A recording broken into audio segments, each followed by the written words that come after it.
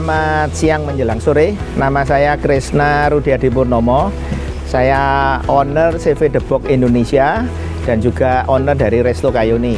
Saya lahir di Surabaya, besar juga di Surabaya, pendidikan juga di Surabaya. Saya dulu pendidikan di ITS, Industrial Engineering, dan juga waktu bersamaan saya juga di Ubaya, di Industrial Psychology. Nah, setelah itu sempat bekerja di perusahaan Astra cuma 3 bulan, di perusahaan Korea 6 bulan. Setelah itu belajar juga di Australia untuk Master Business Administration 1,5 tahun. Terus keluar, pernah juga kerja di perusahaan Korea juga, ya 6 bulan keluar juga. Ya kelihatannya memang waktu itu orang yang tanpa arah ya, jadi nggak jelas kita mau kemana. Setelah itu baru saya sadar kalau memang nggak bisa kerja di suatu organisasi ya. Ya mengenai Debok sendiri, Debok itu memang ejaannya Delta Echo Bravo Omega Ultra Golf Hotel, Debok. Cuman aslinya dari kata bahasa Jawa yang Debok, DEB, Delta Echo Bravo Omega Kilo, Debok, ya artinya pelepah pisang.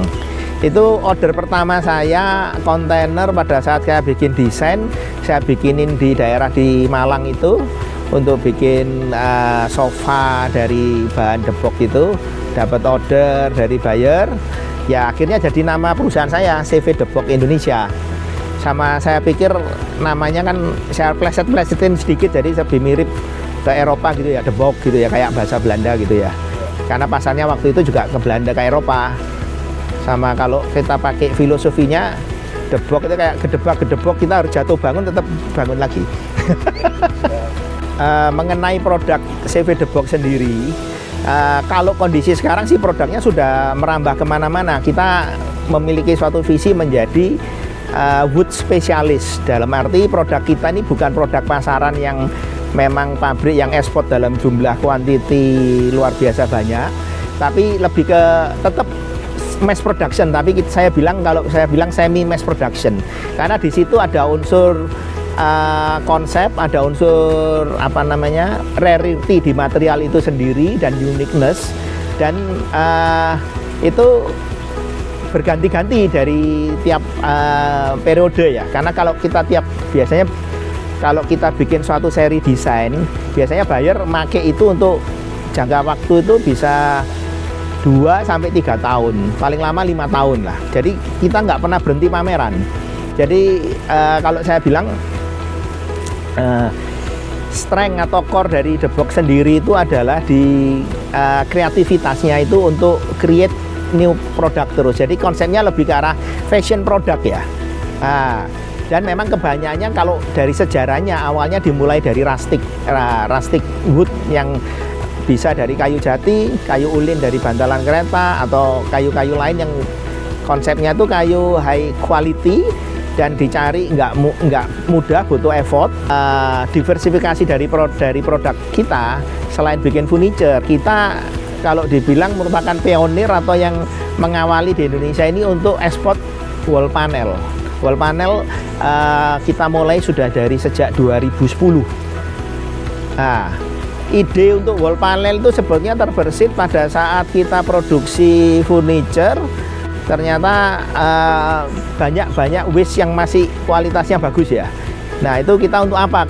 Belum lagi kalau diproduksi itu kadang ada salah dalam belah kayu, dalam apa, kita terlalu banyak waste, rendemennya jatuh. Nah itu kita olah lagi jadi wall panel yang ada unsur artnya. Waktu itu kok kebetulan ada buyer Eropa, buyer Belanda tertarik. Dan ternyata hasilnya booming, malah melampaui dari hasil furniture itu sendiri. Jadi waktu itu kita malah beli produk-produk sisa-sisa dari perusahaan-perusahaan lain. Sampai akhirnya kalau mindset kita lebih masih ke arah, oh ini waste, pokoknya didadekno barang, kita dodol, kita dapat duit, itu sudah puas. Itu saya anggap salah. Jadi saya menganggap dalam perusahaan kayu itu tidak ada yang namanya waste. Yang ada itu adalah after product, after process. Justru yang kalau orang bilang waste, saya bilang itu malah produk turunan yang sudah diproses sebelumnya. Jadi ada historical value-nya di barang-barang yang turunan tadi itu. Saya nggak mau bilang waste gitu loh. Nah, mengenai konsep pemasaran itu sendiri di pabrik kita, memang kita karena berangkat dari UKM kecil ya, yang semuanya dasar terbatas. Jadi start 2010 perusahaan wood ini didirikan, itu lebih ke arah apa ya, solo ya. Jadi semuanya lebih ke arah bersumber kepada ke ownernya sendiri semua, untuk nyari buyer, untuk pameran. Dan memang selama kira-kira sepanjang itu kita masih mengandalkan konsep pameran. Jadi kita bikin desain, kita pameran ke Jerman, ada juga kadang ke Amerika untuk mendapatkan buyer. Jadi memang kita sudah ada bertumbuh dari sekedar awalnya itu menerima orderan buyer. Kedua, yang kita sudah naik ke tahap bahwa kita membuat desain sendiri, mencari material sendiri, mencari konsep sendiri yang kita tawarkan ke buyer, yang otomatis profit marginnya lebih tinggi. Tapi konsepnya masih kita menjadi tukang ya. Belum, sampai sekarang pun masih belum dengan konsep naik kita memiliki suatu brand sendiri. Jadi masih kita mengandalkan kreativitasnya menciptakan suatu produk. Nanti kalau ada wholesaler atau buyer dari luar yang suka, kita ngadain kerjasama, mereka kasih order, dan itu jalan terus, kita tiap tahun pameran. Kalau di tempat saya, tetap kita harus memiliki suatu konsep kuat yang bisa kita tawarkan. Kita nggak bisa lagi jual sekedar produk, karena produk rustic yang bahan-bahan yang saya miliki itu arsitek umum dia nggak tahu kalau ada bahan seperti itu. Jadi nggak mungkin saya bisa dapat dengan diam-diam ujuk-ujuk arsitek datang, itu kan biasanya produk umum bikinin seperti ini, otomatis bahannya yang bisa kita beli di luar. Kalau di saya keunggulannya bahan unik yang saya punya, barang-barang rustic, yang barang-barang yang ada historical value, yang memang cocok untuk konsep resort dan konsep beach club ya. Tapi kesulitannya kitanya yang juga harus punya knowledge untuk bisa masuk ke sana untuk kita tawarin. Dan itu sudah kita mulai pas sebelum pandemi ya, mulai 2016 kita kerjasama dengan arsitek Pia Hotel untuk meng-create sesuatu dari bahan-bahan yang kita punya. Nah, mulai itu makanya kita merambah lagi diversifikasi untuk membuat suatu konsep resto galeri yang ada di Graha Family. Nah, itu resto galerinya itu sebenarnya konsepnya adalah juga untuk memamerkan, mendisplaykan produk-produk kreatif yang saya punya gitu ya, kita punya. Jadi kalau ditangkap oleh arsitek yang misalkan satu frekuensi, entah dari lokal atau dari luar, ya bisa jadi suatu partnership.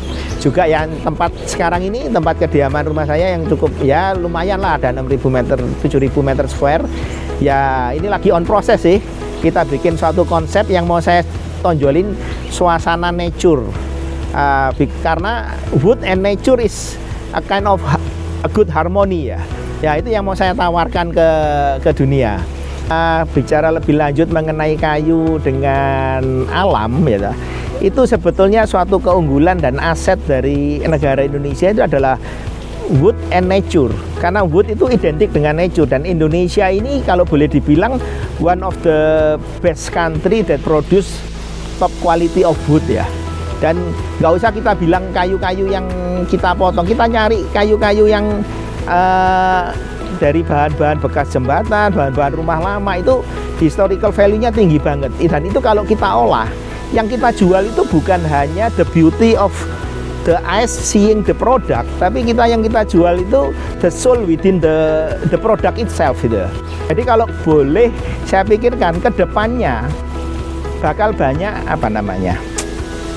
conscious awareness ya, di public conscious awareness itu untuk menyadari betapa pentingnya memasukkan alam ke dalam unsur diri.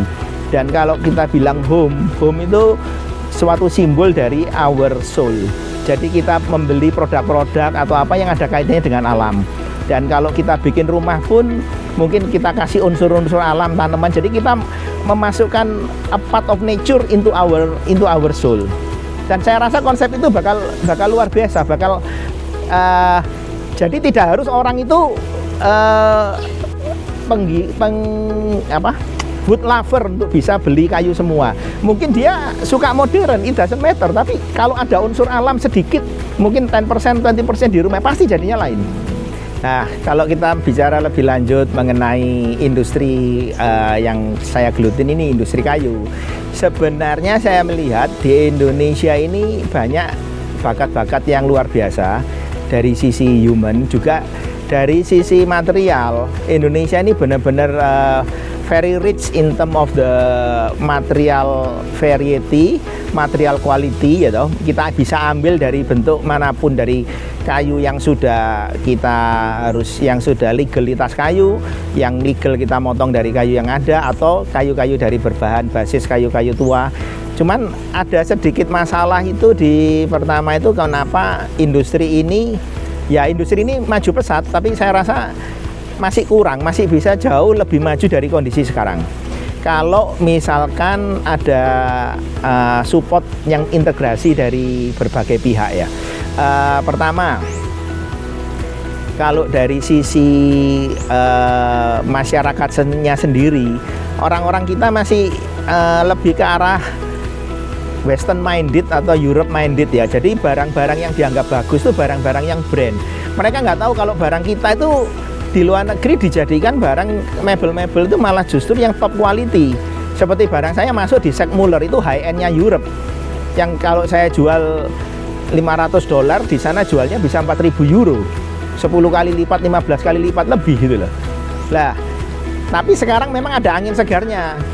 Konsep-konsep resort di Bali sudah mulai pakai kayu, ngerti kayu-kayu rustik, kayu-kayu tua. Tapi dulu saya kira-kira 10 tahun lalu mulai, saya pernah pameran di mall itu banyak dihina orang, mereka nggak tahu ini apa gitu. Kiranya kok kayu jelek dijual gitu ya. Baru sekarang setelah desainer-desainer Perancis bikin konsep-konsep rustik di Bali, baru orang-orang kaya-kaya Indonesia yang punya duit baru mulai melirik untuk tertarik dengan kayu ini gitu loh. Nah, yang saya heran kenapa kok orang kita ini selalu, meskipun barang kita sendiri harus lewat luar negeri dulu baru diakui di sini gitu ya.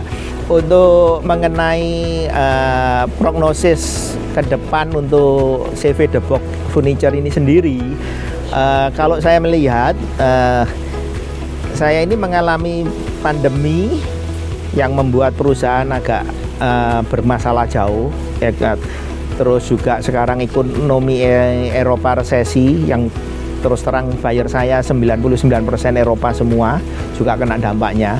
Tapi kalau saya lihat hikmahnya, ini mungkin suatu blessing ya. Jadi dalam kondisi beberapa tahun ini pikiran saya terbuka. Kalau dulu saya nggak melihat jalan lain karena order dalam kondisi skala saya yang kecil, order dari luar itu sudah nggak mampu untuk saya terima. Jadi otomatis pikiran, energi itu hanya untuk mendesain, untuk fokus, untuk supply ke buyer saya yang di Eropa.